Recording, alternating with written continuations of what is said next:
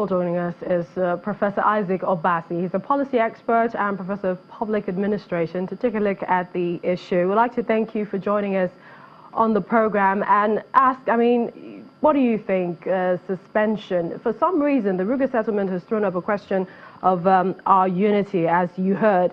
But what do you think of the suspension? Some have said, rather than suspend it, let it go off completely. Well, thank you, Millicent. This is a welcome development. And I would say it is not yet Uhuru. Yet. The news report that just went off before my coming in now, this show that some sections of the cattle rearers association, whether it's a youth wing, whether it's whatever name it calls itself, is still very much agitated. And you can see that the way they gave their ultimatum, 30 days ultimatum, is very unacceptable. But I think what we should be talking about is how to resolve a lingering problem. What the president has done is welcome because it is in line with the wish of every patriotic Nigeria that wants Nigeria to be one. Professor Obasi, don't you also think, against what the president Professor Obasi, don't you also think that, Pardon? There are feelings of inconsistencies with the federal government's approach to solving the farmer-herders crisis? Because they've also talked about the National Livestock Transformation Plan. Yes, there is a huge deficit in trust in government.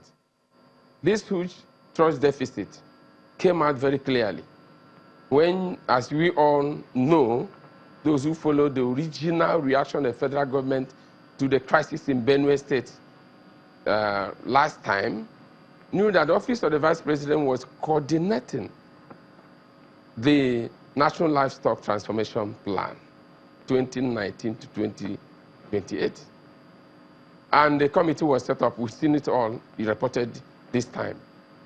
Now, when the thing was still on, and what we know about it then was that it's a voluntary program, and some states had keyed in, whether 12 or whatever number, we don't know, but they said 12, and that it is voluntary. It's not an imposition. And when the spokesman of the presidency, there are many of them, Garuba Shehu, made a point last weekend and thereabout that there's no going back about the Ruga settlement policy. It has become a policy from the plan that costs across many years. It's reduced to a policy thing which ordinarily the executive arm of government will handle, whether through the ministries down the line. And why talking then as a policy? And they said they had gazetted line in 36 states of the Federation. So people became very worried. Why an issue of this magnitude be reduced to a policy? Let me ask you as well.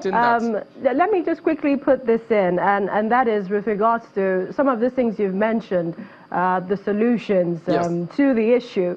What would you recommend as a solution, considering the peculiarities of the geopolitical zones and Nigeria's nomenclature? What would you recommend? Very simple thing. Nigeria is a heterogeneous society. There's no going back about it. You can't impose uniformity in a diverse setting like this, in a matter of this nature that's loaded with politics, loaded with tribalism, loaded with religion, loaded with cultural suspicion and the rest of them, loaded with fear of domination. You can't impose it. We need to move very carefully along this line.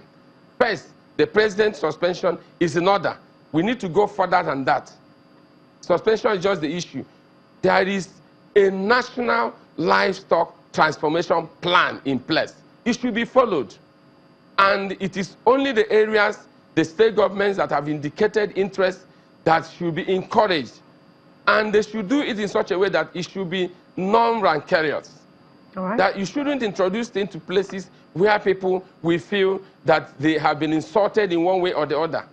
No. We'd like to thank you. There is already something on the ground. Something on the ground. It should be followed. That's a simple solution. Thank you so now. much, Professor Isaac Obasi, your time on the program.